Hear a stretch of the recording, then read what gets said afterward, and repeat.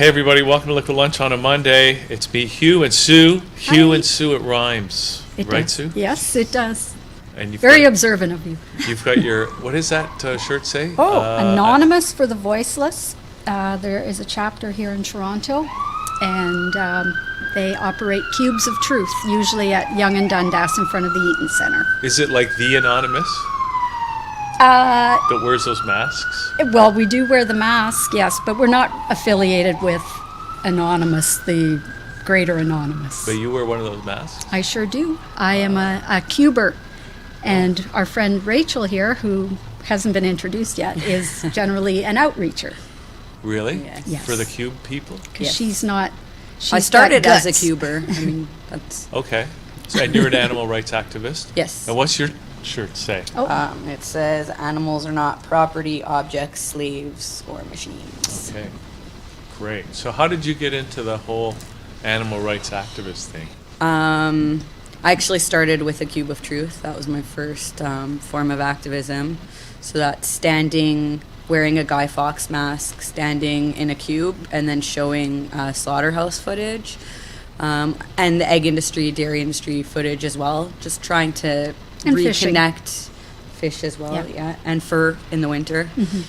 Just trying to reconnect the public with the animals, and getting them to realize where their food comes from, where the decorations on their jackets come from.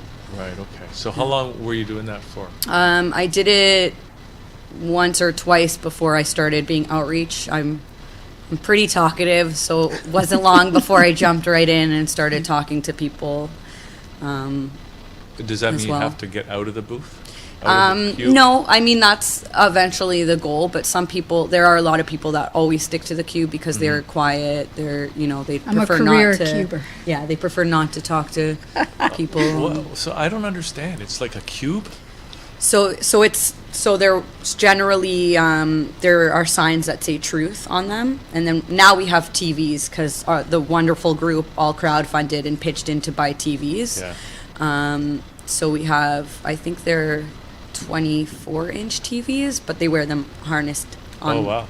their chests, so it's good. People can see them from pretty it's a professional decent- gig here. Well, that's We're not pretty, just uh, running some So Mickey there's Mouse operation. generally there will be a truth sign, someone holding a truth sign, Yeah. and then a TV on each side of them. And we have 8 TVs. So That must be like real work to walk around with a couple of TVs. so they stand there like no moving, no talking, masks. They look forward. It was actually started in Australia, and now they're in over 150 cities around the world. This Cube of Truth. I think it is our most effective form of activism. So how did you get involved in that? So James Aspey, who's an amazing animal rights activist from Australia, this is actually his shirt that he designed. He was going to be here doing a Cube of Truth, and he was one of the big inspirations for me to do activism. Yeah. So when I saw that he was going to do a cube, I said, "Oh, I better do a couple before he's here, so I'm not, a complete newbie."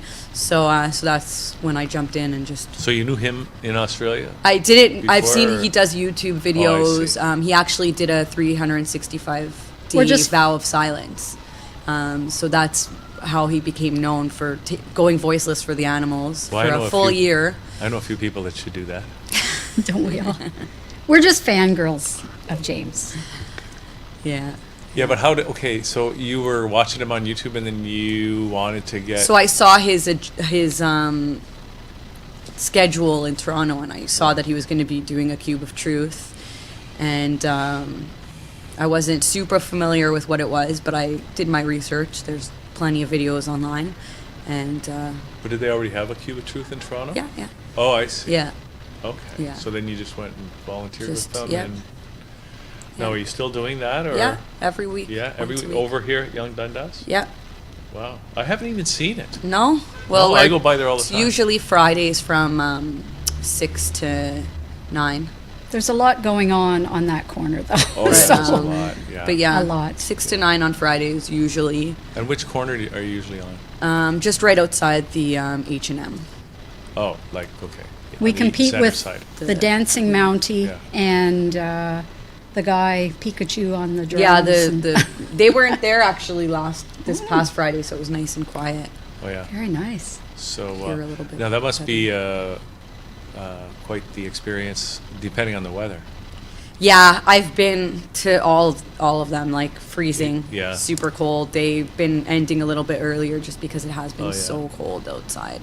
Well, spring's just And the around cubers corner. especially, like standing without being able to move, you know, in like -10. It's been rough, but But maybe those TVs would warm me up a bit. I don't know. How do you get the hydro to them? we have a generator, Oh, okay. especially Yeah. custom. So what you're doing is you're just showing films that show how animals are Yeah, so we abused. have, like, for the egg industry, we have a video showing the baby male eggs all getting macerated. We're going to be talking about eggs later, by Yes, the way. I was just looking We've- over at Nigel. That was a nice segue from Nigel's segment. Well- Segue for the segment. Well, so we'll get into the whole egg thing in detail. Yeah. But you're showing, Excuse me.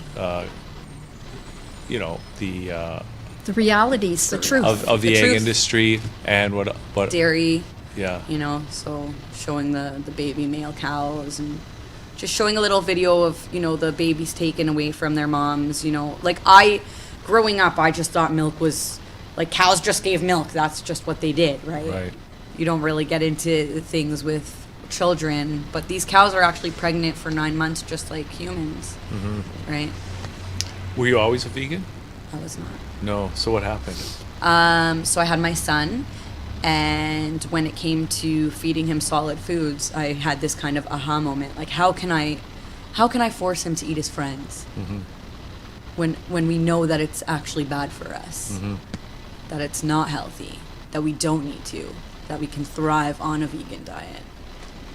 And then it was like, we're all going vegan. I told my husband we're all going vegan, and he didn't have much of a choice. How's he feel about it now? He's come around. Yeah. It took a bit of time. He was a little bit bitter that Oh, good. he didn't come Bitter. to the decision himself, Oh. but he eventually got there. Well, glad you didn't have to serve him his walking papers, huh? Now, okay, so that was not that long ago, I guess. Then, really. No, it was the right? summer. So yeah, Just in the summer. yeah, So it's this about 10 months. Yeah. But this lady jumped right in. I started activism in October, and I honestly, it's my apologies to the animals for eating them for as long as I did, and two, changing the world for my son, because, you know, right now, vegans are, you know, they're the minority. They're often and unfortunately looked down upon in society, and people are, you know, quite rude. They don't understand it. And, you know, I've heard stories of kids going to school and getting, you know, cheese slices like thrown in their face and things like that. And that's something I do not want for my son. And so I'm really fighting to change things for him. It's the same with any social justice movement in Yeah. its infancy, right? Yeah. So, Yeah. And I mean the planet as well. Like, I have an investment now, you know, for our planet to not implode. Yeah, I mean, there's a lot of issues, right? Not just the food issue or the animal issue, but Yeah. there's so many issues that Exactly. it almost yeah. makes your head Yeah, explode. yeah. Well, I mean, we know, you know, almost. cholesterol comes from animals and animal products, right? Yeah. Heart disease starts in infancy. So Yeah. how can we feed our kids meat, dairy, and eggs? You know, it's one thing back when it was our, you know, our parents and their parents who thought that, you know, who believed the lie, who believed that we needed, you know, milk for calcium and we needed animal protein. And now we know, like, there's so much research, you know, saying look- the opposite. How do we justify doing that? Right? And plus, even I think just farming techniques have changed so much in the last generation or two. Like, it used to be like, you know, old McDonald's farm, but now but I it's- mean, our not that I'm just saying. our stance is still the whole, you know, there is no ethical or humane way to kill an animal that doesn't want to die. Right. So regardless of whether an animal is, you know, having a lovely life on a, you know, Yeah. on grass, and they're still getting killed. No, I get that, but Yeah. I'm just thinking from the perspective of the someone impact on the who's- planet now. Well, is yeah. what's someone who's bad. conscious about their food. I mean, obviously, animal products that are raised in a factory farm environment are going to be even worse for you than. Well, you're than, eating. I suppose you're eating all that fear this is and where stress. I get, and, I No, say I'm- this to, yeah. with regardless, they're all ending up in the slaughterhouse. They're all going to build up cortisol and adrenaline and natural hormones. I always laugh at the idea, and I was there. I think it's the step right below veganism or vegetarianism, I should say, would be, hormone-free, great grass-fed meat, but when all is said and done, these animals naturally contain hormones. Right? Yeah. well, they're raised in abject misery, is the point, I guess. And then, like you say, there is no humane way to die. You can talk about the S word, What? Speciesism. Speciesism. but we stumble over it. Species. Why do you Got it. stumble over it? It's just a hard word to say. It's the double S. Oh. Okay. Species. Let's talk about it. Speciesism. Speciesism. It's discrimination towards one species over another in the belief that one is better than another. Just like Not saying that racism. very eloquently. Well, to discriminate against one. Discrimination in favor of in fa- one species over another. So if you can apply the same principles with racism, sexism. So, I mean, humans are above animals, speciesism. Dogs are better than cows, speciesism. Right? So how are you finding it? I mean, we're hearing that, and I'm seeing the evidence in people that I know, even that a lot of people more people than ever are converting to veganism. And I'm just curious. You've been there, well, I guess coming up to a year. Not quite, but almost.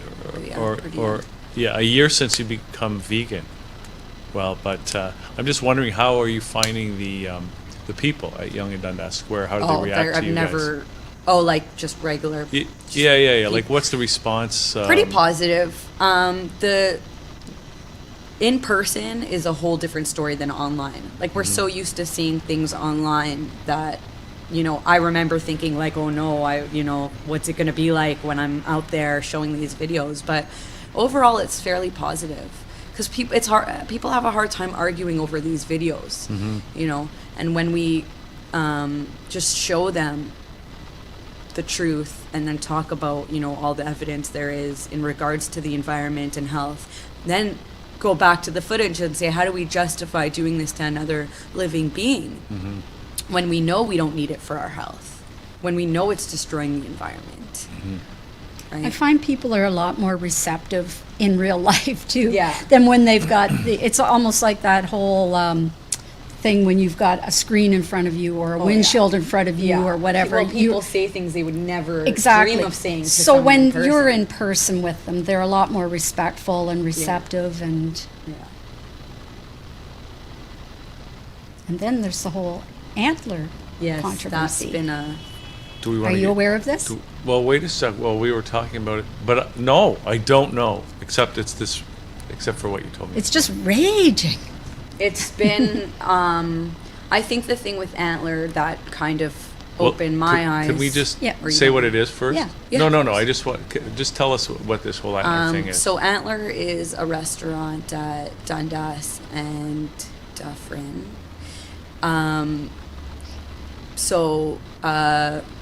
Marnie Uger, who's I don't know if I'm pronouncing that right, is the organizer who started the protest where, originally she had seen that they had a venison is the new kale sign outside, and which kind of was a little bit rude, right?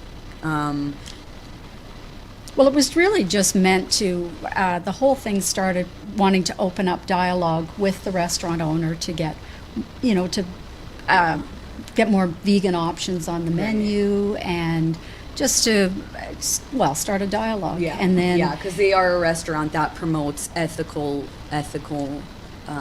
meat. Right. Okay. So they're selling, you know, But foie gras, though. deer. Yeah, they have deer, wild boar, rabbit, and then foie gras, which is when you shove a tube down a geese or duck's throat and overfeed it to build up a fatty liver, and then people eat the fatty liver. Which, so I mean, that is like the most far from ethical you can possibly get, because that's torture. I mean, that's and it's banned in 15 countries around the world. Well, then you they know? don't even provide water for these ducks and geese to swim in. I mean, Yeah, that's they're just like the sitting in a most cage. basic instinct of these birds. Concrete floor their entire lives, and just, which is very short. I think they kill them at like 6 months or probably longer. And the animals, I suppose they're trying to give the impression that these are wild animals that they hunt in the wild, but they're Right. just, But they're you're not farmed. allowed to do that in Ontario. You're not allowed to serve wild game, or to sell wild game. So you can serve it to your friends if you go out and hunt something, but these boar and bison, etc., are actually farmed animals. Yeah. So They're farmed, so it's, well, you put So you're putting like the ethically- wild, like it seems like you're serving wild animals, but really they're animals that are meant to be wild that are now being farmed so people can sit and eat them in this restaurant. So okay, so this is the restaurant, Yes. and then what happened? So they were originally supposed to have some sort of dialogue, and then at one of the protests a few weeks ago, the co-owner and chef Michael Hunter brought out a deer leg and started carving it up in front of the activists, and that is what got the attention of the media. So it wasn't, you know, many people have been asking why this restaurant and why don't you go protest at other places, and we have. You know, I was involved actually in a disruption at the Keg a few months ago. No media was there. it was the carving of the leg that brought the media out. So what was that? What was why do you think he did that? He Brought just up the leg? he snapped. Yeah. We were getting to him. We got to him. Yeah. Yeah. And then when he came out, you know, because he came back out like half an hour later and started eating the leg. Yeah. And I saw his face just, you know, he was kind of smirking at first, and I saw his face just change. You know, maybe it was looking at all of us, maybe realizing, I don't know, regretting that decision, but something changed. in So him. now what's happening with this restaurant? We're still protesting there. Yeah. He hasn't, Marnie's tried to get in touch to still have a dialogue, but he's been busy. There have been people interested in eating because of the media. yeah, a lot of people are Recognition. drawn now to the restaurant. Right. They're saying that reservations have gone through the roof and that. Yeah. But I mean, it's such these people it's- would still be it's such eating a meat small, elsewhere. It's such a small establishment. I think it only seats like 30 people. So there's that. And then also, yeah, these people would be eating animals regardless. And now they're spending, I mean, it's a pretty expensive restaurant. Like, I think on average $21 to $40 an entree, you know, plus tax and tip and everything. They're spending a lot of money on one meal. So in theory, they could be getting, you know, 4 or 5 burgers versus one meal at Antler. So still a win in my books. Yeah. I'm sure the shine will wear off the apple. when- Yeah, a lot of the move on. support is coming from people out, you know, outside of Toronto. And I have a feeling that, you know, because Michael Hunter probably thought he was doing the right thing by having this game meat, what he thinks is more ethical than factory farmed, you know, he doesn't seem like a bad guy to me. And I have a feeling the people that are standing behind him and supporting him are people he doesn't really want to be aligned with, like, you know, right-wing conservative, like really pro. I don't know. That's just a guess. I but think there'll be an opportunity to sit down with him at some time Yeah. and kind of smooth this over. there should be, because I mean, we ideally would like to move on to other things. You know, there's plenty of other places. Well, there's that lots we'd of like other to move on restaurants to. that serve meat Yeah, and for animal sure. products, right? So No, absolutely. But I mean, what this has done has put it on. It's gotten speciesism speciesism to There we be go. mentioned on, mainstream media, and that's huge because So everybody wins. He wins because his business is doing well now with all the publicity, and you guys win, so you get the spotlight drawn to the whole sure. subject. I mean, the seed will remain planted. People Yeah. will move on to the next shiny object once this is behind them. But, Yeah, but it's the getting them seed, to the talk. seed is planted. and So it's that's a perfect time because we have two, Dominion and The Game Changers, two huge documentaries coming out next month that I think people are going to be more receptive and more open-minded now when they do see these. Well, I know that I've got people in my family that have seen some documentaries, and it's influenced. Oh yeah, I It- mean, What the Health and Cowspiracy have been. Yeah. So what are these other movies that are coming out that people can So look- Dominion, it's showing like just the different industries. It's I believe- Australian, isn't it? Yeah, it's Australian. But they've got some footage, like drone footage, like you would not believe, like just the size of these operations, I and- appear in the credits of that because Oh, really? What? I gave $50 to a crowdfunding, so I'm one of them. Whoa. I bought my way Nice. into, yeah. I can't wait. It's probably just going to Yeah. shoot by, and we'll see. We'll see. I'm very excited. So that's, but that's not out yet, but it's But coming out. enough soon. It's about me. they've started to premiere it in Right. Australia, Yeah. and it's gonna most likely hit Canada in May, sometime in May. So remember we were talking about movie night on Yes. Saturday And you were night? talking about documentaries. Yeah, so that was one of the ones I was thinking. Having a showing, Yeah. like a Yeah. viewing. Oh, like, you just wanna where see- we would rent the space. You is just what- want to have tell everybody that you're in the credits. That's right. Yeah. You know. Come on, guys. So I know wait. where we can get some free popcorn. Okay, but that's one. Dominion's one. Then you Yeah. mentioned So another the one. Game Changers was produced by James Cameron, and it's following all these different athletes that have gone vegan, and therefore their performance has just gotten a lot better. Oh, really? Yeah. Yeah, there's like a title holding strongman in Germany who's vegan, like an ethical vegan. And this guy's And even- huge, like you should see him. Well, look. Patrick Baboonian or something. Yeah, yeah. Or I hope I probably butchered his name. Sorry. Sorry, Patrick, if you're watching. Yeah. Serena and Venus Williams are Oh, yeah? vegan. Yeah. There's a couple MMA fighters. Well, even special ops, or whatever they are, those guys who, not Navy SEALs, but some kind of special operations guy who's teaching people how to fight and things like that. He's featured in this as well. Yeah, I think that's going to be a big one because, I mean, the number one thing people say is, oh, what about protein? And, vegans are weak. And so this is like Right. putting that. It's Well, we a know that's game not true anyway, changer. because Yeah. we know that cows and elephants are vegans. Yeah. Right. That's right. Yeah. Exactly. Okay, so that's great. We got 2 movies to look forward to. Is there anything else you want to let us know about today, or? I think the biggest thing that I've noticed with Antler happening was there was a lot of vegans bashing us and, saying that we're making vegans look bad and going after the little guy and things like that. And I think it's important to realize this is a movement, and nothing anybody does is going to take away from the message that, abusing and eating animals is wrong. And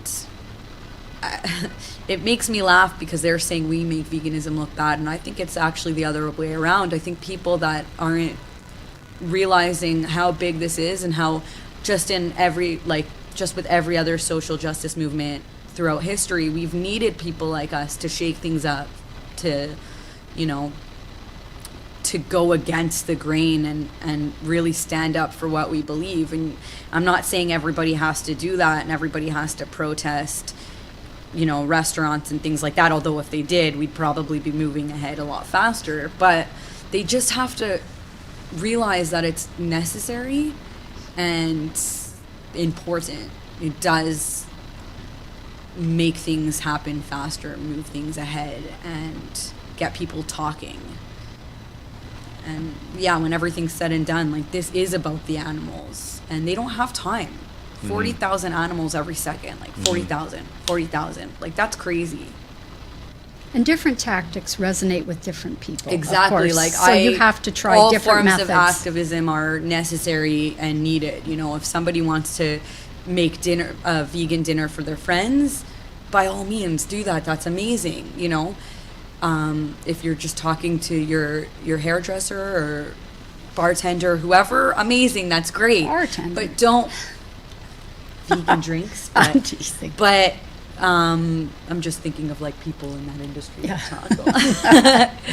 But, you know, but protesting is also very important and necessary. And that's something that over the last couple of weeks I've gotten really tired of hearing, that, you know, that we're making vegans look bad. It's absurd. Look at all the meat eaters in society that do terrible things. Not that protesting is a terrible thing, but just, you know, and nobody's saying, oh, they make meat eaters look bad. Jeffrey Dahmer and all those serial killers. Wasn't Dahmer Well, he I don't he know. was He was a a cannibal. vegetarian, but he was a cannibal. Yeah, well, He was a vegetarian cannibal. so I don't know Yeah. if you can. Yeah, I don't know if that counts. I did But not either know way, you that. see all, you know, see what I'm getting at. All those people through, you know. Well, that people just- don't like to Yeah. feel It's just uncomfortable, and it makes an them automatic thing where people are, oh, you're making vegans look bad, and it's like, it's absurd. It's a whole movement. One person, you know, it doesn't take away from the entire message, and so. But those kind of things get the attention, right? So No, and that's that's the point. I think you know, people have been trying it the nice, polite way, and it's taking too long. We need civil disobedience, and it's starting and it's happening. So look Okay. out. All right. So listen, when are you going to be at the Young Dundas Square next? I think Friday at 6. I think the 6 question to is, 9. when are you going to be? I go by there every day. I mean, Be there with today. the mask on. Yeah. The mask, I had masks and they've gone missing. So Well, that we again. supply them. That old Oh, you so do? that's not an excuse. Can we take them Everything home? is supplied. If $5 donation, you Oh, can yeah? take it home. Yeah. And we always You need can more take people two in the if cube. you give $10. And that's the thing. Like, we need more people to come out and be vocal. We need more activists. So if people do want to come out, what's the best way for them to get in touch with you guys? The Toronto Anonymous for the Voiceless on Facebook. There's a group. So just like a Toronto Anonymous for AV. the Voiceless. I suppose if you searched Yeah. Toronto Anonymous for the For the Voiceless or Voiceless. Toronto AV, but you mind you, if Toronto AV, you might end up with some audio-visual club. Right. I don't know. So What about just looking at the cube? Will that do it? go for it. Yeah. Whatever people Cube want of to Truth. Yeah. Oh yeah, Cube of Truth. Okay. Hugh being all loose with the lingo, huh? Like he's part of it. Cube of The Truth. cube. See, I could say that. See, you have to say Cube of Truth. Be formal. We're part of it, so we can just call it a cube. Because we're in. Okay. So we're they can- in the inner cube. All right. So, of course. Okay. Well, listen, Rachel, thank you for being with us today. Thank you. And wasn't Kai good? Wasn't Kai a good little baby? Yeah. There's Rachel's a baby in baby. here, and you'd never know it. That's right. Okay, so we're going to take a little break. Nigel Osborne coming back after this, founder of Egg Truth.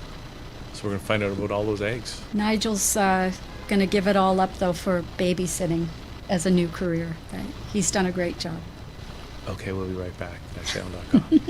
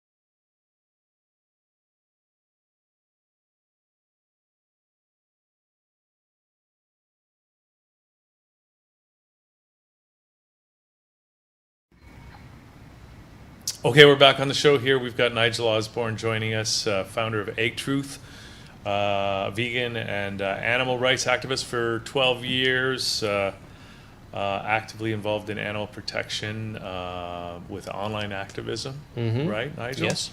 Yes. And you and your wife, Krista, you got some Great Danes and some cats. We do. It's a full house. I understand you only have half as many cats as Sue, though. You're gonna get me kicked out of my place. Eight. Wow. Yeah. Ixnay, ixnay. She's a cat Well, lady, yeah. Oh, is that right? Okay. right? See. Yeah, 4 Great Danes, 4 cats. And Yeah. fish in our pond. You do? Yeah. What kind of fish? Bass, sunfish. Got tons. Now, are they largemouth or smallmouth or both? We got both. Very good. Yeah. Yep. Yeah. And when we swim Now, don't say anything. when we about swim, fishing. they follow us around. yeah. Yeah, they hang out with us when we're swimming or on the raft in the pond. So yeah, they're They're Wait, how becoming big like is part of the family. how big is your pets. pond? it's pretty big. Like, Yeah, it's got a little island in the middle. It's about 8 feet deepest yeah. part, and then it's got a more shallow end cove area where all the offspring will come in and hide from the larger fish who predate them. Right. So, but I've counted them around 40, 45 fish in the spring, when you can really see them when the water's crystal clear. So wait a sec. So how big's the island? Well, you could put a picnic table and some chairs maybe, and it's got a couple small cedar trees on it, but that's about it. Not as big Yeah. as Gilligan's Island. No, Wait, okay. no, not enough for But the the SS pond, minnow. I like the pond idea. Yeah, it's great. It's a spring fed and it's beautiful. So you didn't dig it? It was natural. No, it was It's a already natural- dug. The neighbor dug it Oh, I years see. ago and Yeah. didn't realize it was on the office property. And when the property was developed, the builder thanked the guy and he says, "No problem." Oh, that's great. And Yeah. did he just luck out that it was spring fed, or? Well, you dig deep enough till you hit a spring. Oh, I see. Yeah, so Pretty much anywhere. that's the pond trick. Do you have so you got a raft? A couple. Did you build it? No, Build I have it a yourself? dock that I built, Okay. and a couple inflatable rafts that invariably always spring a leak. Very so, nice. Yeah. Do you have kids sneaking onto your property No, to swim in? we're Not that I ever would have done that. you as a couldn't kid. find us by satellite if you tried, or No? GPS. We're like out in the middle of Wow. nowhere. It's nice and quiet. And I guess you don't go fishing in that pond. No, we don't. No, we don't. So, Nope. are you a vegan yourself? Yes. And Yeah. how long have you been vegan? 12 years-ish. Yeah. Maybe a couple years transition in So what there. happened that caused you to make the? Well, I met my wife. She'd been a 35, well, she's now a 35-year vegan. When I met her, we met online, and her profile said that she was vegetarian, because vegan wasn't a term back Yeah. then, Right. or wasn't used very often. And then we dated, and I've always been open-minded, and I've had lots of friends who've been vegetarians. So at the end of the day, food is either good or it's bad. It doesn't matter what constitutes it. It's Yeah, it yeah. tastes good. It tastes good. And she did a lion's share of the cooking, still does. She's a great cook. And for the first few years, I would still eat meat and dairy and eggs, and she'd say, "Just cook it outside on the barbecue. I don't want it in the house." I'm like, "No problem." And she was never of the view that hey, you got to be veg, or this relationship ain't going anywhere. She knew and understood, as I do, that if you're going to go down that path, it has to be genuine. You have to. It's got to be your own journey, and it's got to be genuine, because otherwise, that isn't going to work. So she had an extensive library of books and films and documentaries, and we would, we talk a lot about everything, and obviously about this topic. And then my cognitive dissonance would kick in, and I would try to combat Rationalize. those arguments and rationalize. I'd go to Whole Foods and I would get the humane, brochures, and the veterinarians, audits saying, yeah, these animals are raised humane. But as you dispense with those irrational arguments, and you come to the ultimate conclusion that you overcome your cognitive dissonance, and you realize that to align your beliefs and your values, that the only way, at least that I could do at the time, was make that transition. And I slowly started cutting out meat, and then dairy and eggs were the last thing. and then that was it. Hmm. So it's been about 12 years. No, I'm just curious. Do you raise animals on the farm? No, no, and it's not a farm. I mean, Well- we have a large vegetable garden. We've got some property, but no, we're rescues. We have thought about rescuing, hens or chickens, but you also have to have water and electricity Right. running for it. And my wife and I are involved in working with a farm sanctuary, so that's sort of our So you, farm animal fix. so you do get to look after animals. Yeah, my wife's on the board for Happily Ever After Farm Sanctuary out of Campbellville, Ontario. I do their website. I used to volunteer more there in the early days, building things and doors and pens and kennels and whatnot. But now I do their website. Do you and ever manage it. do you ever get to take some of the animals up to your place? No. Oh, The animals okay. are there. Yeah, that's it. There's Yeah. That's their actually a sanctuary really close to you guys. Which one? Uh, Prairie Lane? Yes. Yes, Yeah, I'm right- familiar with that one. Yeah. Okay. Yeah. Right outside of Mount Forest, where I grew up. Yeah. and where- Yeah. No, it's just that I would love, because I love animals, right? If I had some property like that, I'd be keeping some animals That's around. good. We'll bring all of our rescue Yeah. creatures. Yeah. Yeah. Well, even a friend of mine had a farm and he had a cow and some chickens and goats. They nice. weren't eating them; they were just taking care Just of them. letting them It's cool. be, letting them be goats and chickens. Now let's talk about Egg Truth. Yeah. Yeah. Egg-truth.com. Yeah. So first of all, can you tell us about the project and how you got into this project? Yeah. For me, I think most people intuitively know that there's something wrong with meat. Even if you're not vegan or vegetarian, I think people can get that. But few people understand the inherent cruelty and atrocities that occur in egg production. And at the end of the day, the egg industry is a slaughter industry. And chickens are among some of the most abused animals in all of animal agriculture, qualitatively and quantitatively. And egg-laying hens are amongst the poultry sector are probably even more so. They have to endure a lot. So for me, I think I took a bit more of an effective altruist approach by developing this website and its social media channels to draw awareness of what these girls go through. So I wanted to create awareness around the site. I provide people an opportunity to consider cruelty-free alternatives. There's a page on the website called Egg Alternatives that shows about baking alternatives and actual just egg replacement, like vegan egg and some of the Just products like Just Mayo and Just Scramble and so on. So, and I think, for me it's important that if I can have the biggest impact in the area in which there's the greatest suffering and in the greatest numbers, and that's egg-laying hens.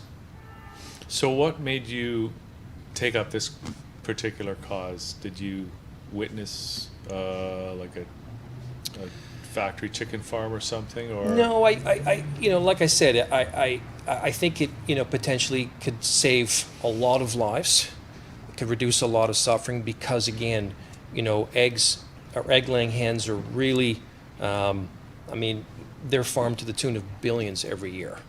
And it is a slaughter industry. How they're slaughtered and is particularly horrendous. But it's also, I think, one of the things that deeply affected me was seeing maceration for the first time. No, what is that? I'm not sure what that is. Maceration is in the industrial hatcheries. When the chicks are born, they are put onto a conveyor system, and they come into a sexing room. And it's a big conveyor system with workers sitting around these large tables. The chicks will come through and they will sex the chicks. The females will go off to an area to be debeaked and receive painful vaccine injections. And the males will go onto a conveyor and they'll get dumped into a big stainless steel bin, and at the bottom are these high-speed spinning blades. And they're dumped in there alive. And the machine is running. Or it might be a hopper kind where when the weight gets to a certain amount, it'll trigger the device to go on, and it'll shred these birds in like seconds. It's upsetting and disturbing to watch, And it's shocking, actually. And on Egg Truth, what I wanted to do was, when you first go there, I wanted to provide a bit of shock and awe right up front. So the main banner image simply states that if you eat eggs, that the industry is grinding up these baby birds alive. I wanted to associate the act of eating eggs with the animal cruelty. And as you scroll down, there's 2 videos. The first video was filmed at an industrial hatchery in Australia that shows maceration at length. And then the other video is a 360-degree camera inside the battery cage, where for about 4 or 5 minutes you can experience what it's like to be a hen in a battery cage. And on your browser, you can move the view all the way around 360 degrees. And for that brief moment, you can really get a sense of what kind of deprivation and misery that is. And to consider that they're in there for upwards of 500 days straight. That's a year and a half. With no relief, no natural sunlight. These girls can't spread their wings. They can't engage in any natural behaviors. Furnace cages and colony cages, are arguably less cruel, but at the end of the day, a cage is a cage is a cage. And no living being with legs and wings and eyes and ears and fight or flight instinct ever wants to be held in a cage for any length of time. So yeah, for me, it was to sort of, bring this awareness of this type of cruelty to consumers and the general public. And that was my goal. And that's what motivated me. And it seemed like a pretty good place to start. Yeah. I think I've seen those, or some video where the little chicks are coming through, and then they, I don't know, it's probably that sex thing. They grab them, Right. and then they throw them Flip down 'em a little over. hole, Yeah, and they're, yeah, and that leads. I didn't realize it led to yeah. For sure. shopping blades. Because male Yeah. chicks don't lay eggs, and they're not genetically predisposed to become meat birds. And it's all on the website. If you go, again, the homepage, it's right there. And if you go to the page called Life of a Hen, it covers it right from the hatchery all the way down to slaughter. And it's a pretty horrendous existence. And I don't think most people realize the inherent cruelty of egg production. And like I said, It is a the egg slaughter industry industry. is a slaughter Yeah. industry. So there's no such thing as a good egg. No, there is not a good thing as a good egg, or there isn't such a thing as a good egg. No. Yeah. Very punny. You'll hear and see all the labels: free range, organic, free run, whatever they are. Yeah. And while the housing system improvements in terms of housing is less cruel, the fact of the matter is that detached from the giving of life, egg laying almost every day is not natural. No species ever has been engineered by nature to lay an egg almost every single day. And as a result, it causes a whole host of maladies. Egg binding, when the egg gets stuck in the Yeah, reproductive that's tract, horrible. they can crack and they can get infections inside. That leads to egg peritonitis, where they get the lining of the abdomen becomes inflamed. Fatty liver syndrome, because of this constant cycle of production of these eggs that demand a lot of fat and protein. The fat can build up in the liver, can enlarge the liver, and cause pronounced bleeding. And the calcium and mineral depletion just from laying eggs almost every day is significant. And as a result, over time, the birds can develop osteoporosis, brittle bones. They can break their bones, fracture their bones. Well, and it's exhausting for them just at the bare minimum, right? Yeah, I It's- mean, it is. There's a video actually on the Life of a Hen page where it's in a cage closed up, and it's about a minute long, and it shows a chicken laying an egg.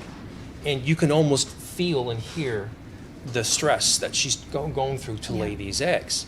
Another problem is prolapses, cloacal prolapses, because the cloaca is through which they urinate, defecate, and for reproduction, for laying the eggs. Sometimes the oviduct will turn inside out and will literally hang outside of their bodies.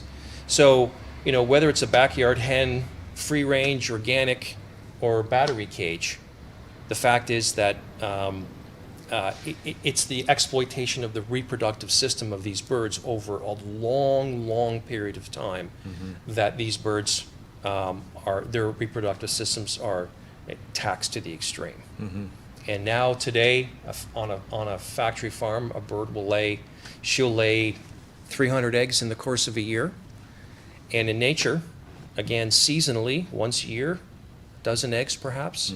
Even in the early part of the 20th century, I mean, an average hen in what one might constitute a factory farm back then, which certainly doesn't resemble what they are today, but she might lay 100, 120 eggs in a year. So even in 100 years, we've gone from 120 to 300 because of breeding. Right, breeding the chicken. I'm just wondering if, for example, if we don't use eggs, we don't eat chickens. I wonder, is the chicken as a species even capable of surviving in the wild anymore? I would doubt that any animal that has been hybridized for commercial purposes over the last number of centuries would be capable of surviving in the wild. They might, who knows? I suppose over time they would adapt and evolve like any. Where do they Possibly. come from? I mean, were there wild chickens at one point? Yeah, the modern hen has been traced back to the Indian subcontinent in Southeast Asia, wild jungle fowl, and presumably through genetic testing and chicken anthropology, for whatever that discipline would be called. Yeah. But that is the speculation, and the speculation as to how they began to produce more eggs than was needed for procreation likely came about from not just predation of wildlife, but humans observing wildlife stealing and eating their eggs and thinking, oh, okay, Let's and join taking this the party. eggs. And as the eggs kept leaving the nest, the reproductive system was tricked into thinking or believing Yeah. that they had to continue to lay eggs for procreation. Actually, I just thought of something. I was down in the Caribbean a couple of years ago, and I saw a wild or a rewilded chicken. Yeah. Maybe it was a rooster, but he was on his own, out in the jungle, just doing his Being thing. a rooster. Yeah. So it's probably possible in the right kind of climate, anyways. Well, the chickens live in the winter here, right?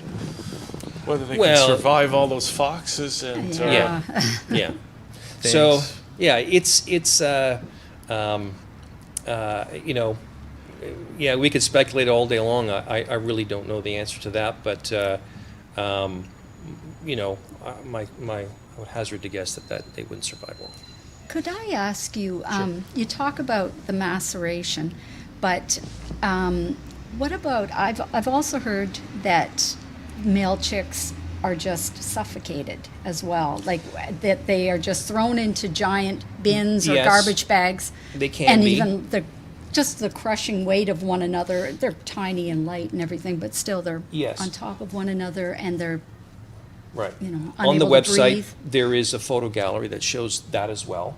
How But widespread is that? But it's more I maceration? can't give you, I can't give you percentages as to how many are macerated or ground up or put into dumpsters or But bags, but Heinous I think and horrifying, both. yeah, in the hatcheries, most large industrial hatcheries, maceration is pretty Yeah. much. Well, it's quick and cheap, right? Yes, it's quick and cheap, and again, yeah, they don't want to.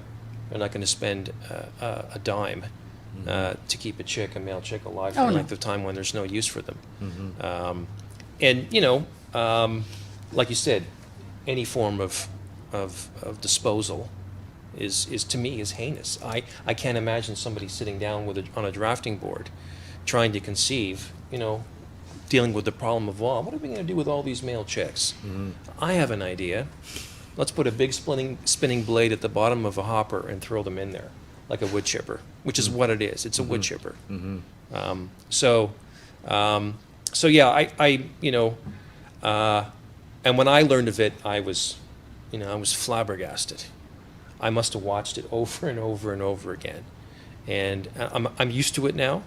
But I think for those again who mostly non-vegans that simply aren't aware of this, I think there is some shock and awe on the site, and I hope when they come away from viewing it, they feel like they've gotten a bit of a gut punch. Now, how are you finding the traffic to your site or the feedback from people? Well, it's so new. Yeah. I haven't done my analytics for the month yet. The social media channels again, they're only a few weeks old. I've got some memes that have gone viral, 40, 50,000 views, hundreds and hundreds of shares. I'm going to do some paid advertising through social media because I really want to reach non-vegans. That's who I'm really after. I'm currently focusing on generating awareness amongst the animal rights community for them to share. And when they have those arguments at the family dinner table, they can just simply send people to the site, because sometimes pictures are worth 1,000 words and a moving picture is worth 10,000. And when people see it, you can talk to people, you can argue and debate and try to get them to realize, but when they see it for themselves, you cannot unsee that. Yeah. It's So, horrible. we're gonna. My wife and I have already had conversations about conceiving of a fairly provocative and unique display that we'll use. We can attend at animal rights conferences and events and veg festivals, and like I said, going to spend some money on advertising.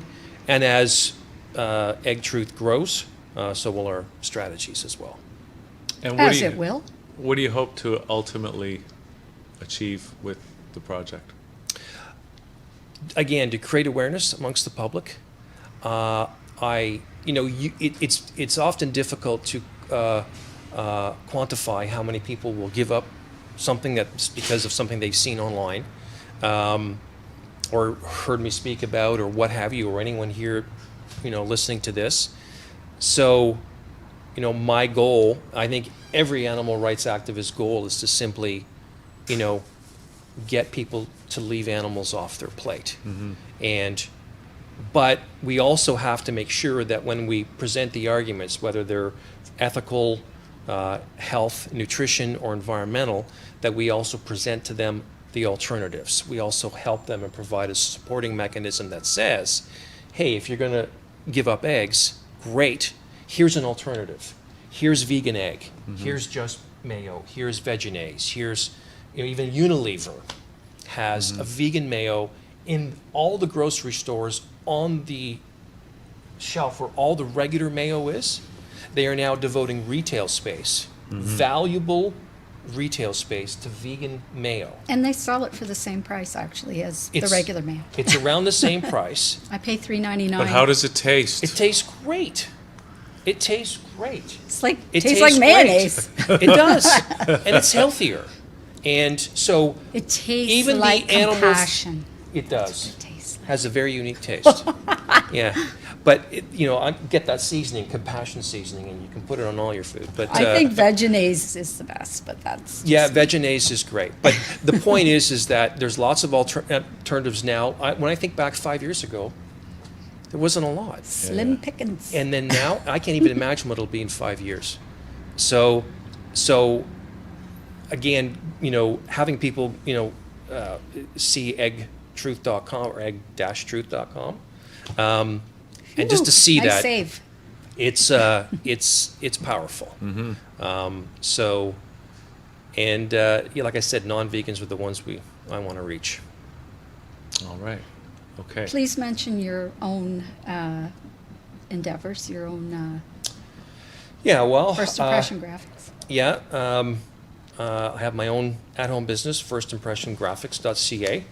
Done a lot of websites, especially for a lot of animal rights organizations, happilyeveresther.ca, greatdaneangels.org, a canine rescue organization that my wife and I work with. Nice. And that's, why we have 4 Great Danes. Yeah. I've done obviously the bleedingcarrot.ca website, which is a vegetarian restaurant in Owen Sound. I'm working with Grey Bruce Veg Connection in Owen Sound. They're starting a vegetarian association, or vegetarian/vegan association out there.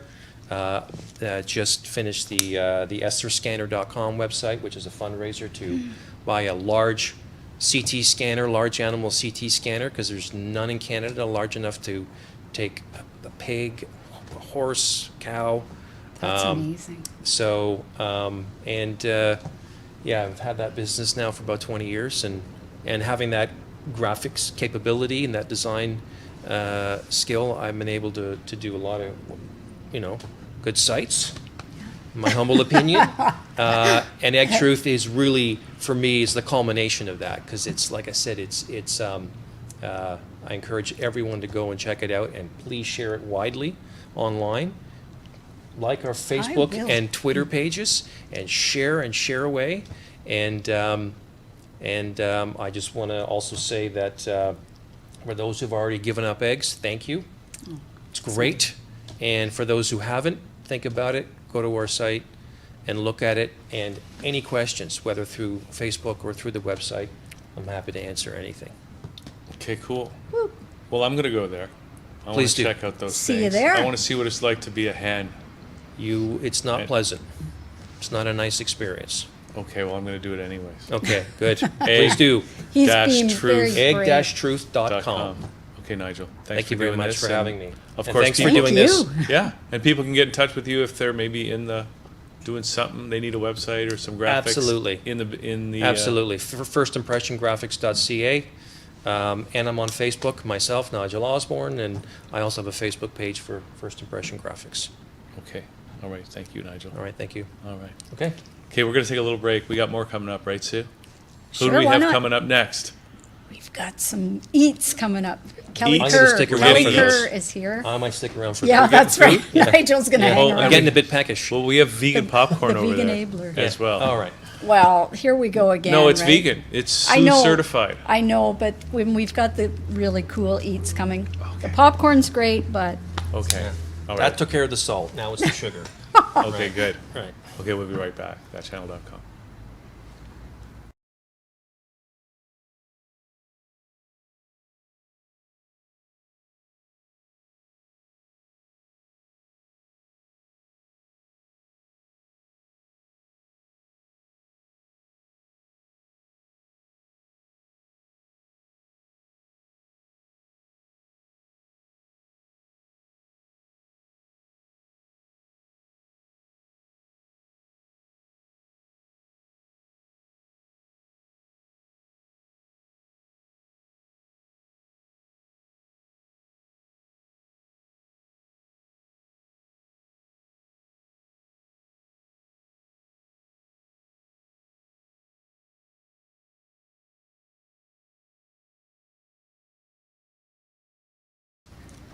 All right, welcome back to the show. Now, this is the chance we get to actually eat some food, right? Because we got Kelly Kerr here from, what is it?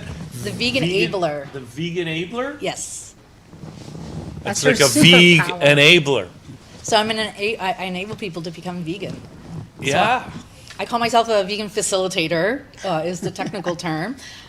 So what my service is I help people who either just want to introduce more plant-based foods into their diet or want to take that whole jump into the vegan lifestyle. So I offer my services as a personal shopper, just, taking people to their local grocery store and showing them, foods that actually have animal products in it that they would otherwise not know. I also do home cooking for people. I can do batch cooking. I can just teach them how to cook. I'm really available at whatever level that people would like to hire me on as. I fall And into the latter category there, where I just want someone to come in and do my cooking for me. Right, of course. and it's all vegan. It is all vegan. Now, how long have you been a vegan for? 4 years. Okay, so what happened? I was a vegetarian a long time ago, for a very long time, and I got pregnant and gave into temptation, and stopped becoming a vegetarian for a very long time. And I saw the Why Love One poster from the Save Movement on the subway, and it was the Why Love One but Eat the Other. And they were talking about mother pigs singing to their babies. Yeah, And they have the cute little pig on that. yes, ad. but it was specifically the mother singing to her babies that got me, because I'm a mother of two, and I just it hit me really hard. That was it. I went home and I said to Ray, who's on the show later, I said, why did I stop becoming a vegetarian? I'm going to be vegetarian again. I felt horrible. I know. And then I looked at the iVegan website and saw Toronto Pig Save and doing vigils. And I always admired, organizations like Greenpeace who did all that sort of activism. And I wanted to do activism, but nothing really resonated to me to like actually go out and do it. And when I saw vigils, bearing witness to the animals as they go to the slaughterhouses, I just like, that is what I want. Like, that is my calling. And I just got involved in the community, and just took it from there. And I never had an interest in food. I was like typical mom of two, just like the minimals or Slap like the together a fast peanut food. butter sandwich. Exactly. And I never had an interest in food until I went vegan. And it was mostly because I didn't even know really, like, I knew what vegan was, but not really.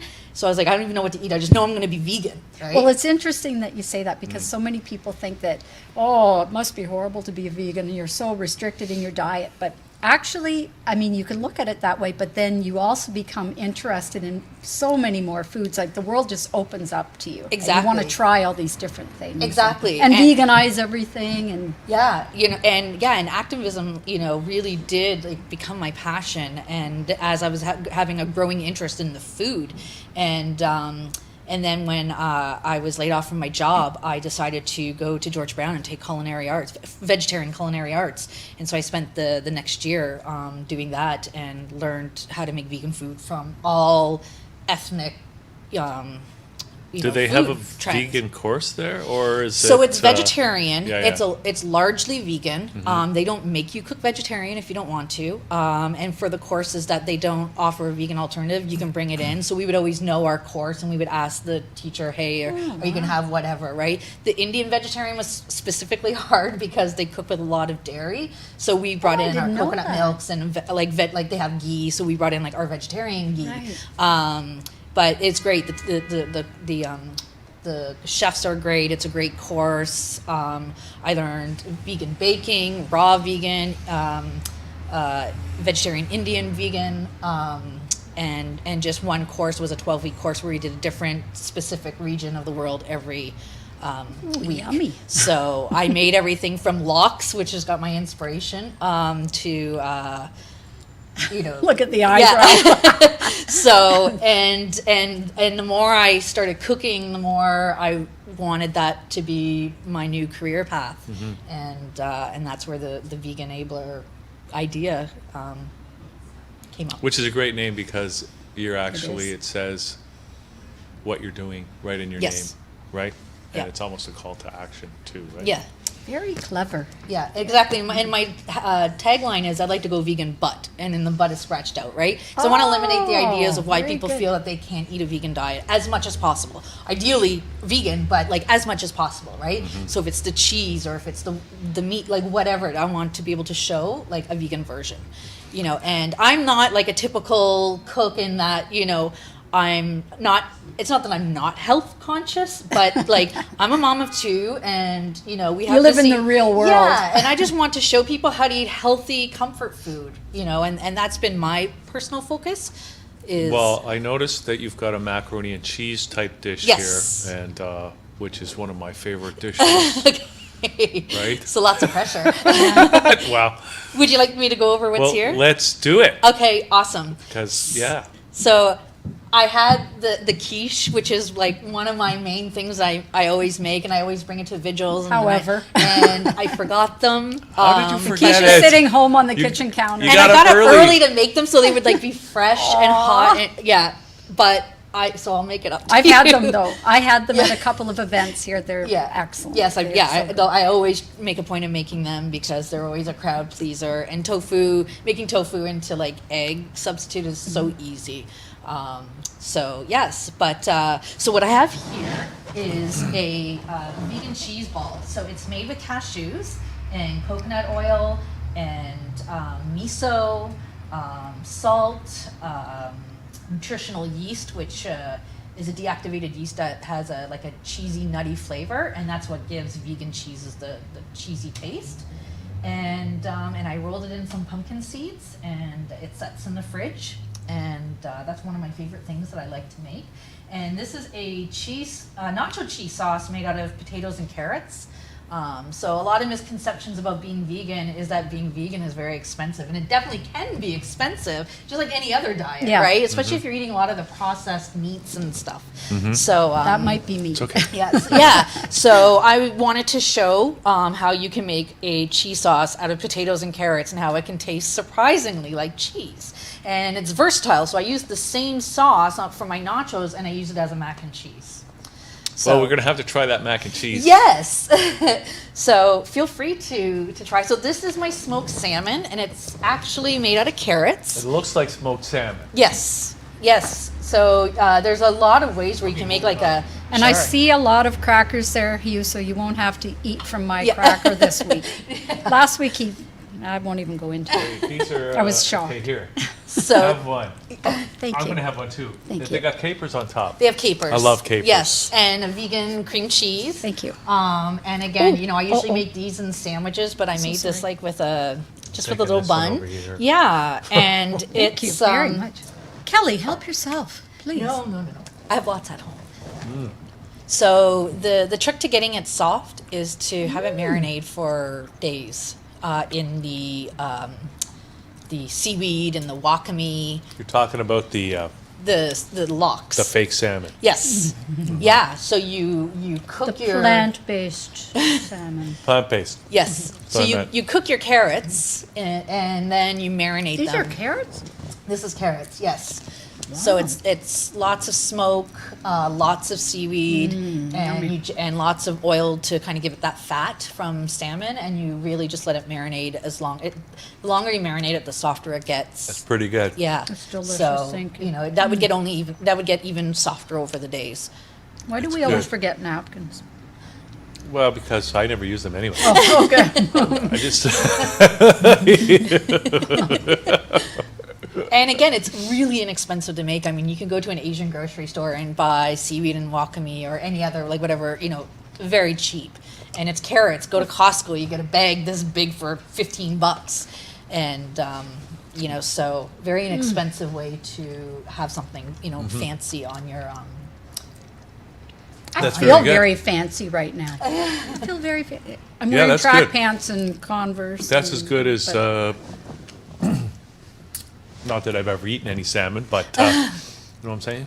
smoked salmon used to be my favorite. That was the hardest thing for me to give up was salmon. Really? Yeah, and sashimi salmon, but smoked salmon as well. I really love smoked salmon. And you can make like a lox out of tomato, which I haven't tried yet, but and But you even will. watermelon. But Watermelon. yeah, but those two Icky, just kid. to me like It'll be good. carrot. I think is the most neutral tasting that you'd be able to achieve those salmon. That's amazing flavors that you can do that with a carrot, huh? Yeah. Yeah, who knew? Who knew? Okay, So you want the mac and cheese? can we try that? Absolutely. So I warmed this one up for you, so it's actually warm, thank but it's you. it's the same. You can have that. You can eat that. It's- You I want to don't share wanna this? No. Yeah. No. We Well, have I get more behind the as long scenes, as I too. get first bite. Too late. No, you've already. Yeah, you gotten said it out too of late. Yeah. Well, snooze, me lose, right? And really, you could add broccoli to that. You could add whatever it is to, you know, health it up, right? You know what I always put in macaroni and cheese? Sorry? I always put in raw garlic. A ton of raw garlic. Yeah. Oh, yeah. I love. Yes. Yeah. There's I'm only taking one bite. there's garlic powder in there, but not raw. That yeah. one looks like it has more. It's got crumbs on top, just Yeah. panko crumbs, and I grated some Daiya cheese on top of it. Yeah, but that is all just the potatoes and carrots, and So this is the same sauce that's in here. yes, except that So- has a little more cayenne for a nacho sauce. That's delicious. Yeah, and so it's got a little bit more of a kick. Which we need to try. Because cayenne is very good for you. Yes. In fact, I heard it'll stop a heart attack. Really? Huh. If yeah, that's what I heard. If you if somebody you Care know, to back is that having- up? Well, you know, I have cayenne pepper in my office just in case. Well, Yeah, apparently a teaspoonful will stop a heart attack. Do you have two turmeric's very healthy. Well, I do. I don't know if it stops a heart attack, though. No, You don't want to get the it's- two mixed up if you're in the middle of a heart attack, right? Damn it, is it the turmeric? I'm having a heart or attack, the- but my arthritis is feeling better. Yeah, that's right. Oh, that's right. It's Oh, good my for back the isn't arthritis, stiff right? anymore, but I'm And a few I'm other lying things, here on so- the Yes, floor. yeah, it's very, and it's actually in my cheese as well. The turmeric is. Okay, yeah, Okay, turmeric's so- a hard oh, wait one a for me to second. choke down, but Okay, I turmeric. turmeric. Now they call it turmeric. It's turmeric. You're right. I actually spelled it turmeric. No, but the thing is, it used to be turmeric. I thought so too. And then one day I was typing it and it was giving me a error, and I was like, turmeric? No. That's right. It used to be different. It's a Mandela effect. You talked about this before. I always do. Is Yeah. that what the Berenstain Bears? Yes. Yeah, okay. My daughter showed me that about a month ago, and I was like, oh, yes, the Berenstain Bears. But Of it was course. the Berenstein Bears Yeah. Yeah. before, Yeah. right? Yeah. It was never Stain. I know. It was always Steen. We've Yeah. just been led to swallow this, and My believe it. kids are all into conspiracy theories and the Oh, Lord. Matrix and Oh, it's Don't get worse me than a started. conspiracy. Don't get me It's way worse than a conspiracy. But yeah, do you remember the Berenstein Bears? I did. And when she showed me, I was like, no. And then I Googled it and I'm You like, pre- no. you refused. No, I I know. refused to believe it. But turmeric is another one, I know. right? Because it used to be turmeric. You know Turmeric. that, right? I don't know anything. I thought it was turmeric. No, come on. Well, yeah, it used to be Yeah. Unless turmeric. we're We're just even saying it now. This is residue. Yeah. Or we're just saying Ray. it wrong, but like I feel like it was turmeric. What do you think? What do you Ray, have to was it say, Ray? turmeric before? This is all new to me. We But it still was turmeric. see. See, okay, See, good. he's still good, living good. in that You other just- timeline. You didn't We need realize to go it, on the but street you- and ask 10 people and see what they say. That's right? true. Yeah. That's a great idea. Okay, Okay, what's next? Can we So, try some back of to the this, VeganAbler. So what can let's I try some dip in the So sauce? I just brought some. What about these guys? These Go beet- ahead. Yeah. These things are the beet. The beet. Did you know that So they're Ritz beet chips, crackers yes. are Can I vegan? just dip it? Accidentally vegan? Yeah, that's an accidentally vegan. What? Ritz The crackers. Ritz crackers. Oh, Ritz. I didn't know Yeah. that. I always used to love Ritz crackers. Yes. What about just regular saltines? Can you get a vegan saltine? Oh yeah, absolutely. Yeah. Like what's the Like main Premium brand? Plus? Premium Plus. And rice crackers. I mean, I do demos. I'm a brand ambassador, and I do demos. And lately, I've been doing demos for vegan cheese, and I serve it on rice crackers, and people love rice crackers. You are a Those are brand good. ambassador? Yes. That's fantastic. I have to say these are good. Yes. And this I know they sauce. sound off-putting, like And this a is beet a- cracker. What kind of sauce is this supposed to be? Potatoes and carrot. Oh, nacho cheese. It's supposed to be like a nacho Yeah. cheese sauce. Yeah. It's not your cheese, it's mine. I'm going to move away from the microphone now and You grab better some. come over here and have Okay. some of this stuff. Yes.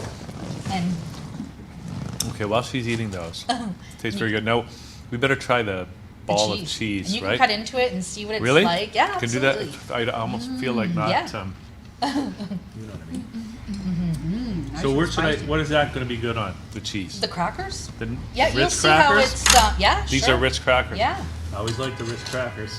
I know. They're like, I try to eat Mary's or something healthier, but the Ritz crackers are I do love Mary's guilty pleasures. Mary's crackers are delicious. They are really good. Mary's.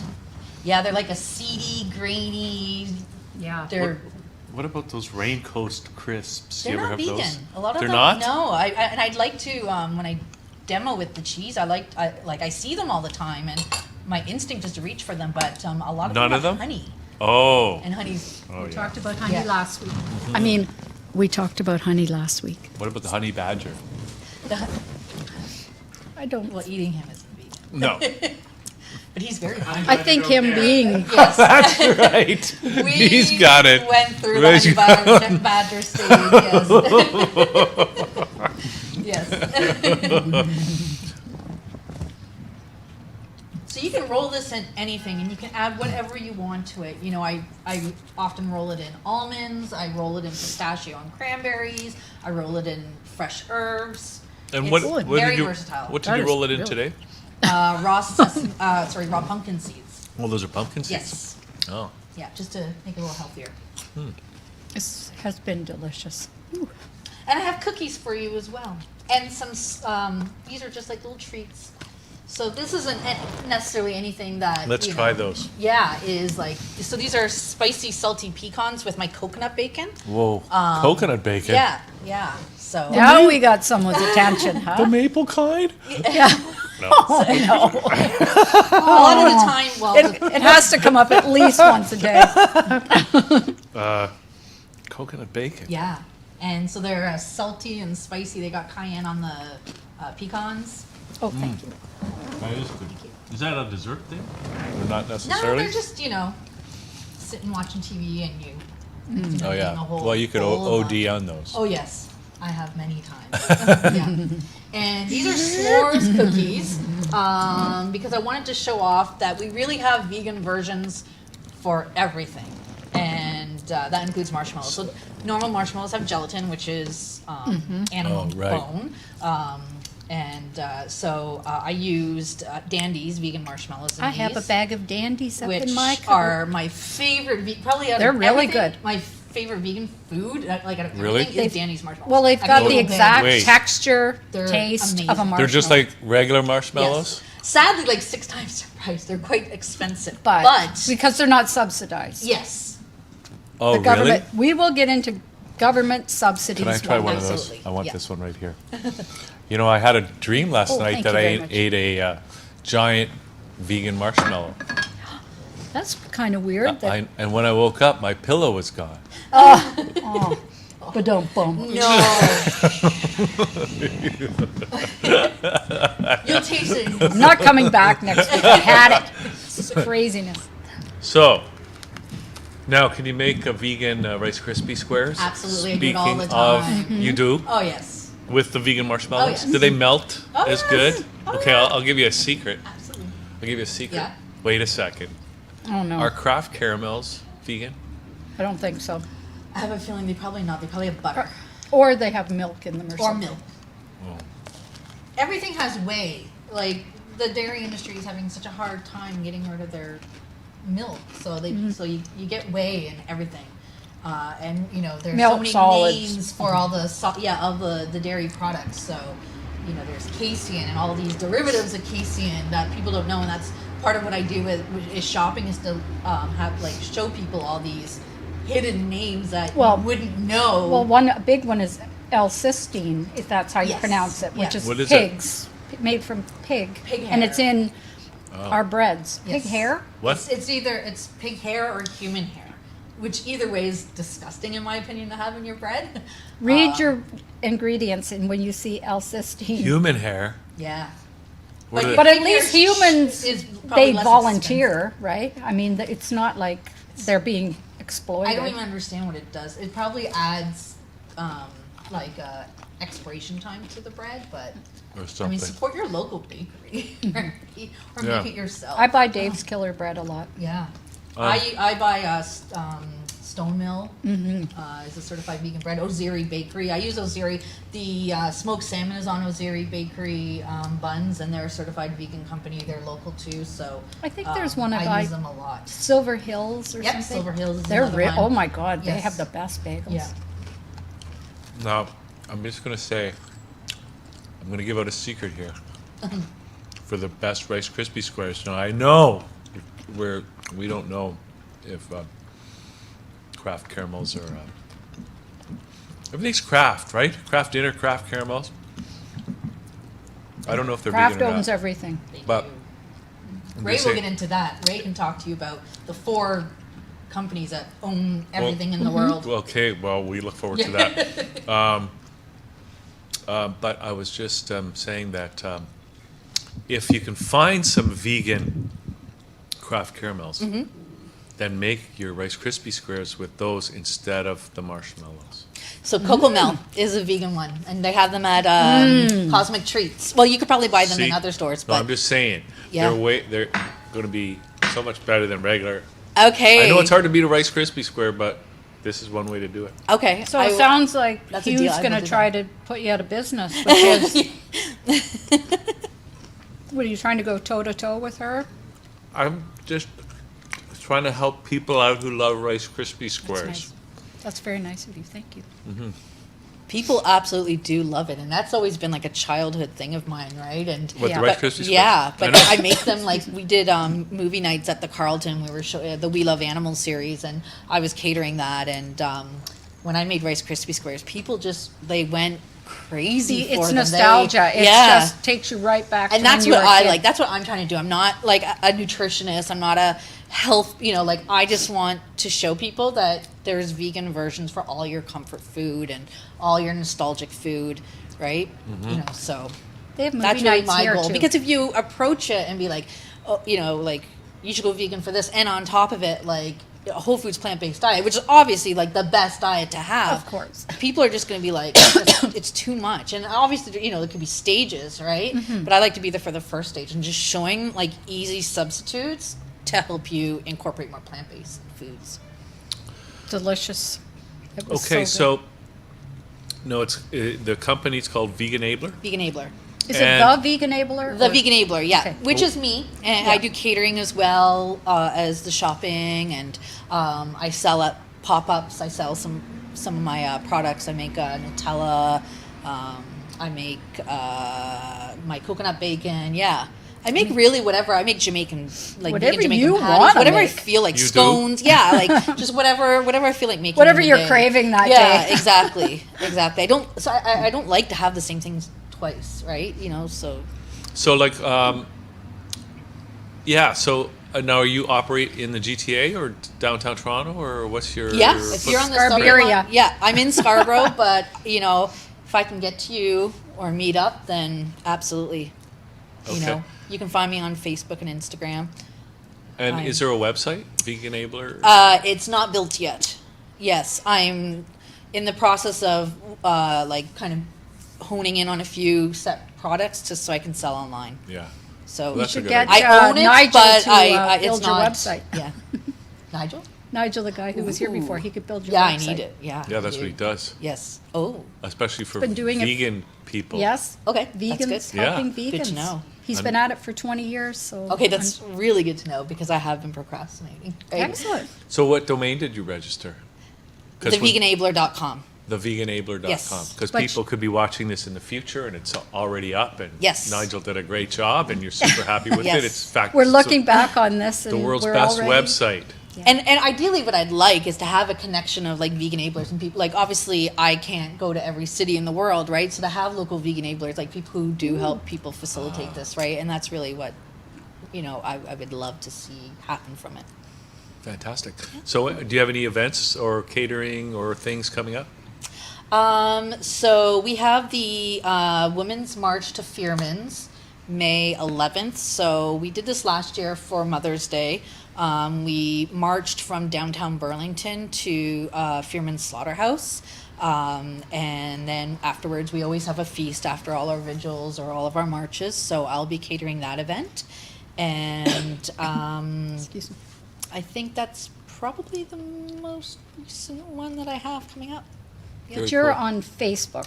I'm on Facebook, yeah, and I do meal delivery service, and I make like over the holidays I made shepherd's pies and lasagnas, like roasts. So I'm very open to suggestions. Like if you want to try something, like I love being challenged. No, are you making up new recipes all the time?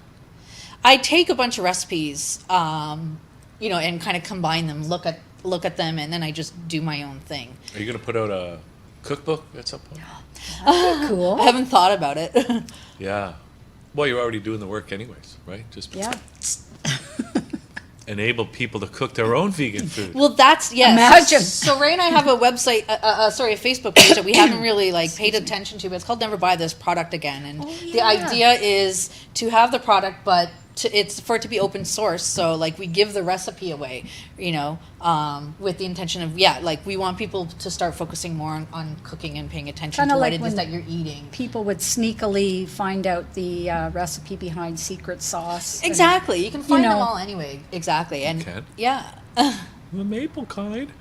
Oh no, twice. And in people one will day. still buy your product. I mean, people are busy, and but ideally, they would go home and they try to make it themselves. Yeah. So, All right. Well, that's great. And you're enabling them to do that. yes. And thank you for bringing all this great Thank you. food here today. And we're gonna Cut to break quick. well, we're gonna take a quick break, and we're gonna come back with Ray and talk about all kinds of stuff. Yeah. And we'll let the rest of the staff come in and.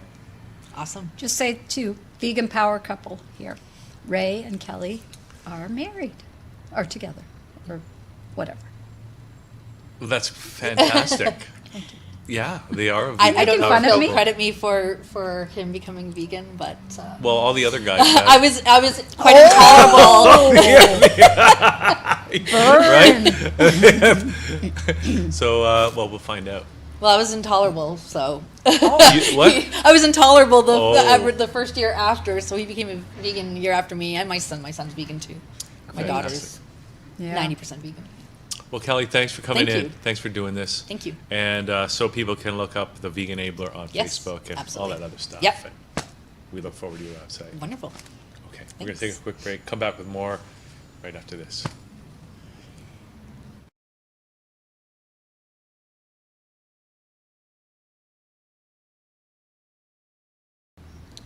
Okay, we're back on the show here now, and we've got Ray Kowalchuk joining us, who works with an organization called Save the Animals, Save the Earth. And you're the campaign media manager. So that's great. And that's just the beginning of what we can talk about today, right? No Right? pressure, just saving So the many earth. things- right. But no, we can't say anything controversial. Right, Sue? Absolutely not. It's going to be a short interview. Yeah. Well, nice having you here, Ray, and we'll see you again. Controversial as according to my mother, or Well, that's Yeah. just it, right? As long as it's anyone takes offense to it, then you've gone too far, Yeah. right? this is my first job in first paying job in activism, and within a month, two of my coworkers were arrested. So Really? there you go, Mom. They were? Exactly. Is what she you just didn't learning want to about happen. this today? In Toronto? Or, No, so I'm working in Toronto, but my organization's in North Carolina, in Asheville, and they were just recently at a demonstration at the world's largest pig slaughterhouse in Tar Heel, North Carolina, and the demonstration was peaceful, but the police were less peaceful, and were arresting different activists, and actually started physically manhandling and punching one of the protesters. Pig It wasn't one of industry my shills. coworkers, but because of the situation arising from it, he's now been brought on board as part of the campaign. Oh, I see. You mean your coworker who got arrested and manhandled? Two of my coworkers got arrested. Now the other one, who wasn't an employee, Oh, is now brought on board because now this situation has become of interest in the courts, and hopefully it'll become something of PR. yeah. A PR something or other. So how did you get into, or how long have you been a vegan for? You got the Go Vegan Just a shirt couple on. of years. I still, unfortunately, I still got a bit of my my meat body. Bad habits for 40 years. And, Too much good vegan food out there. It's not going to happen. Yeah. I've So- still got the reputation as being the vegan with an appetite. You can still have your appetite. It's not being a salad-tarian. So, sorry, how long have you been a vegan for? 2.5 years. 2.5 years. And why did you become a vegan? Uh-oh. There was a challenge earlier in the program. My wife Kelly was speculating as to whether she had something to do with it, and she certainly did. And I think it's a sign of the times that we're allowed to be men who let our wives be the ethical leadership in the family. I think that's a trend that I see happening, and it's actually liberating for men as well to be able to just let go of that notion that you have to be the breadwinner, the Thought leader. the thought leaders. That's a good way of putting it. Yeah, I think it's that's what makes a good. That's why men and women are who they are and why they get along so well. Usually, sometimes, because they're different, and you know, women can do something, and the guys can do other things, and you just got to figure out how to make that all work, right? So, so I won't that's. say that it was easy. There was still a transition for me. Oh, it's never easy. I grew up fishing with my family, so it's something that just sport fishing, not as a trade. But it's an identity that you have to be a little bit introspective and decide if this is something that you can do. And there is a notion that is hopefully dispelling that women have that ability to be compassionate, and that's an undesirable trait for a man to express any sort of Emotions. a concern for animals. Yeah. We have this notion that we're the hunter-gatherers, Right. the hunters as opposed to the gatherers, Yeah. and the protectors of the family. And we can still maintain that role and expand your compassion to animals that don't need to be on our plates. Yeah. And those are the real men that can be compassionate. There is a page on on Facebook. I think it's called "Real Men Love Animals" or something like that. So, sorry about my throat. Are you still nervous? Now you're making my throat go. Okay, so now I know you're working on some. You were used to work in the TV industry, so you do a lot of post-production stuff like that. What are you? Are you working on any interesting projects right now for Save the Animals, Save the Earth, or anyone else? Yeah, I've just finishing strokes on a project for a young man that was helping us with our campaign named Vegan Evan. He's got his own YouTube channel, so you can check out Vegan Evan. He's got a little animated short that'll be coming out shortly, and it's. Oh, I've heard of this. You have. Okay, yeah. Now that you say it, yeah. So, did you work on the animation part of it? Yeah. So it's a challenge to work remotely with my producers in North Carolina. Oh, yeah. But I think it's been a success, and we'll have it posted on our certainly on our Facebook page. So Save the Animal, Save the Earth on Facebook, and SaveTheAnimalSaveTheEarth.org. I'm sure it'll be links to it in both places. Now, do you ever get to go down there to Asheville? And I have not. work with those We just guys? started in January, and we have been invited to the Asheville Veg Fest, which will be a lot of fun because bringing Kelly along, she found out that Earthling Ed was going to be at the Earthling Ed? What? Earthling Ed is What going to about- be at the Earthling Ed, Vegan Evan. Who else? yeah. Vegan Evan's awesome. He's like 8. So inspirational. Oh, Vegan Evan. But Earthling Ed he's in UK. Oh, he's great. Amazing activist. He has a way of getting people to think without being in your face. Come around to our way of thinking. Yeah. He's great. Do you remember Mr. Ed? He's vegan. So Yeah, he was a vegan. he's the first That's vegan right. Earthling Ed. Vegans represent on the Mr. Ed show. Now, so Save the Animal, Save the Earth. So what are they really all about? Well, it's a campaign that's launched by Brother Wolf Animal Rescue, and this is one of the largest animal rescue organizations, and it promotes a no-kill policy and tries to get other animal welfare groups to do what they can to keep the amount of euthanasia that happens in the rescue industry is as little as possible. If no kill means none at all. So in trying to promote this policy, they've engaged with a lot of other organizations across the United States. They're based in Asheville, North Carolina. And since Hurricane Katrina, they've discovered that their job got harder and harder every time there was a major disaster. a lot of pets get displaced, and a lot of animal welfare organizations, recognizing that there's going to be a lot of displaced pets, kill the current guests. So Oh.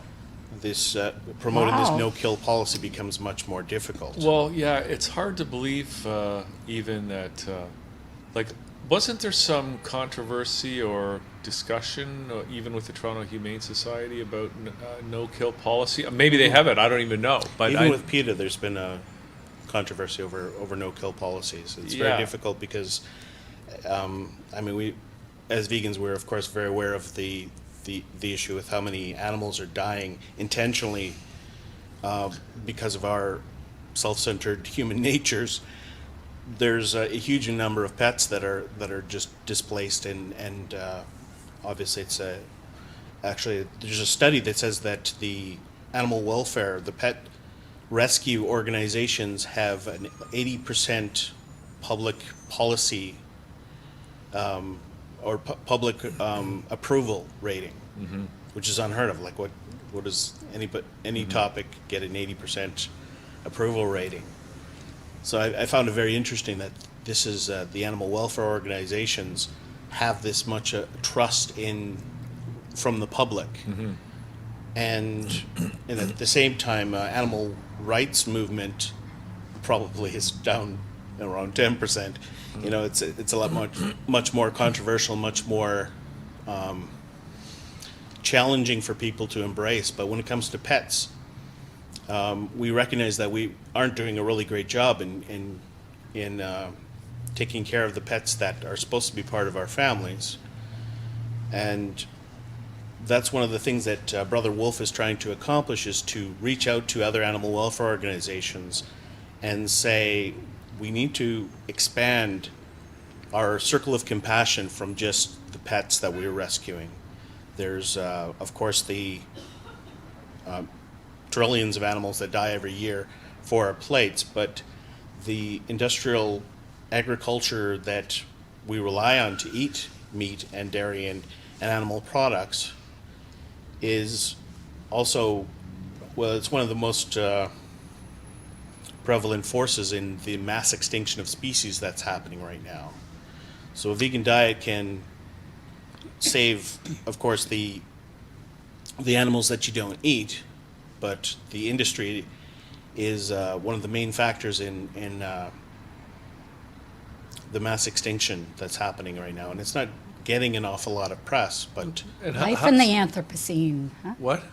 Life in the Anthropocene. Did I say it right? Anthropocene?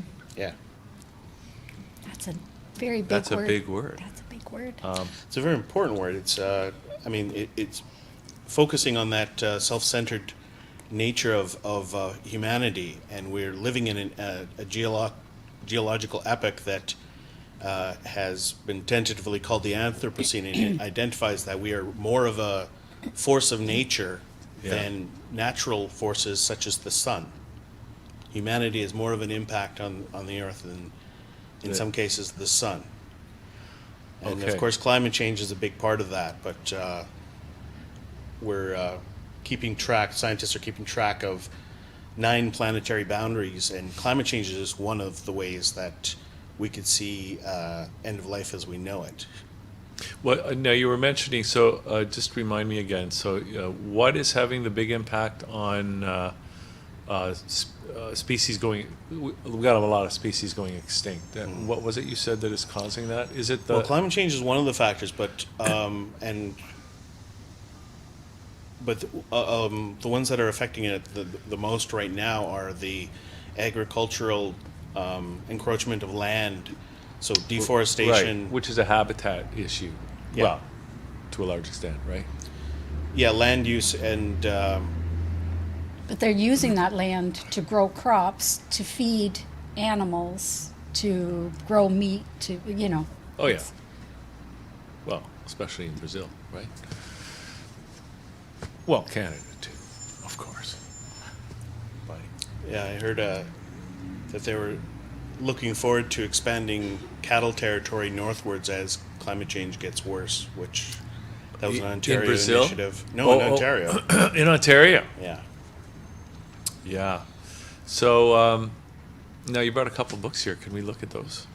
Absolutely. These You are had from- Silas Rao as a guest, Yeah, we had him on last Yeah, week. he's your buddy.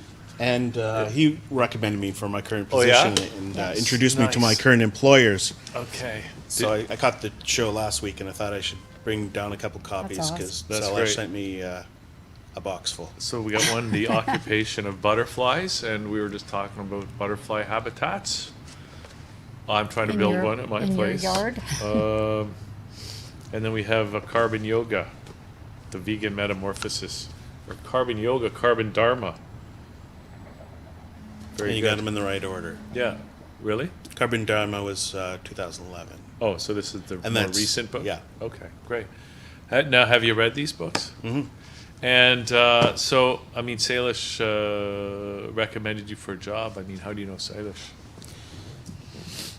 Well, I've been involved with an organization called Climate Vegan, which started in January 2015 at a public screening of Cowspiracy, the Sustainability Secret. Right. And I wasn't vegan at the time. I was vegetarian, mostly for health reasons. And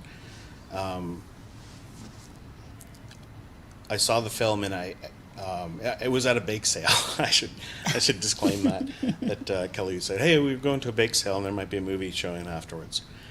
So at the end of That's how you got 'em there. Cowspiracy, they handed around a clipboard and said, "We're forming this new group called Climate Vegan." So I signed up for the group, and as it turns out, Sailesh Rao was one of the people who helped complete the film. Partway through the film, they said we may have to stop because our funding's been pulled. So he was one of the people that saw that his purposes were in line with this film, and he wanted to help them get it done. Mm-hmm. So after the film came out, they did a presentation to the European Union in Brussels. And he was doing a presentation before the screening, along with the filmmakers and a few other prominent people in the climate vegan movement. Although we're trying to put the name to the movement, Climate Vegan. Sailesh was one of the presenters, and I took the raw footage of the event and edited each piece into different segments. So contributing to the activist movement with the skill set that I have. I'm a video editor. I worked in television and saw an opportunity to make these into more palatable bite-sized chunks for the internet. So on my own little side project, I edited these projects and sent them to Sailesh to use in social media at his will, and branded them with the Climate Vegan logo and so forth. One of the first things that we did after forming Climate Vegan and after I myself went vegan, we saw that Al Gore was going to be in town for the, it was during the Pan Am Games. He was in town to talk to other leaders about how they were going to control their messaging going into the COP21 summit in Paris. And while he was here, he was training, as he does, people to become climate reality leaderships. It's called the Climate Reality Leadership Course, so climate reality leaders, to take his famous climate presentation and present it to your community, wherever that community is, and you customize it for your community. So in my case, I was customizing it for the vegan community, but discovered that it didn't really get into personal habit issues. It was all about green energy revolution and controlling the burning of fossil fuels, but not any prevention that has anything to do with agriculture. So one of the things that the movie Cowspiracy gets into is how that this is well known within the scientific community that agriculture is a huge impact, but it's downplayed in very suspicious ways that it doesn't seem to really get any traction. Until recently, I think there's been a lot of movement recently that Greenpeace is starting to talk about the need to shift towards a plant-based diet and away from the meat consumption. Yeah, it just seems that lifestyle issues of all sorts, right, are intimately tied. Like even a small change on a personal lifestyle level, if you aggregate that for 7.5 billion people, can have a huge impact.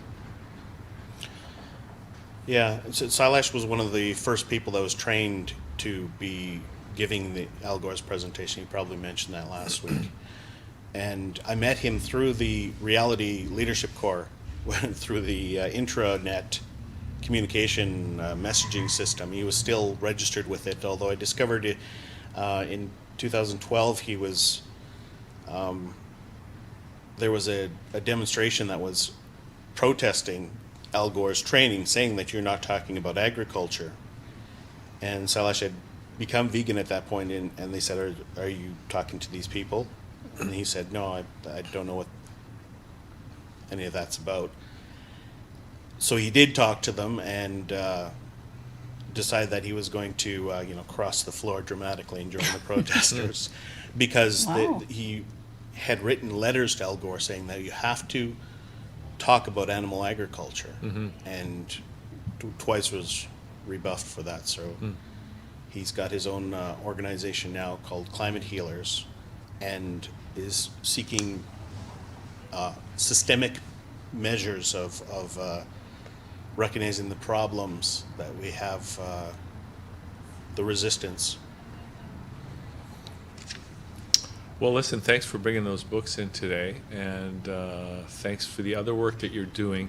I mean, can we give out some contact information for Save the Animals, Save the Earth, or for anything else that you'd like to promote? Save the Animals, Save the Earth on Facebook, and savetheanimalsavetheearth.org, and Save Them, Save Us on Twitter. Save Them, Save Us Yeah. on Twitter. And Climate Vegans on Facebook, and climatevegan.org. But Facebook is where we're most active. Everybody can identify as a climate vegan. It's a self-identified movement. Yeah. Like I said, we're trying to put a name to the movement so that people can identify with it and say, it's something that I want to do, and I want to be part of that community that I can grow, and they can help me, because the vegan movement's all about growing communities. Well, then Earth Day's coming up as well, so that's going to be a big day for Climate Vegan. And Yeah, Save the there'll be Animals, Save the Earth. And see, yes. Yeah. There'll be a big event at the Nathan Phillips Square on Earth Day, When is Earth Day? The 20th, is it? 22nd. 22nd. April April 22nd? 22nd, yeah. April 20th, that's a different holiday. That's right. Okay. April 22nd. My red face. Okay, Ray. Awesome. Thanks for coming in today. Great to Thank you. Great to have this conversation. I think that's it for the show, Sue. Unless there's I somebody think so. else out there that we don't know about. I'll see who I can pull off the street. Yeah. Okay. Give me a minute. All right. Well, thanks everybody for tuning in. Thanks everybody for being on the show. And we'll see you next. Are we coming back next Thank Monday, you. Sue?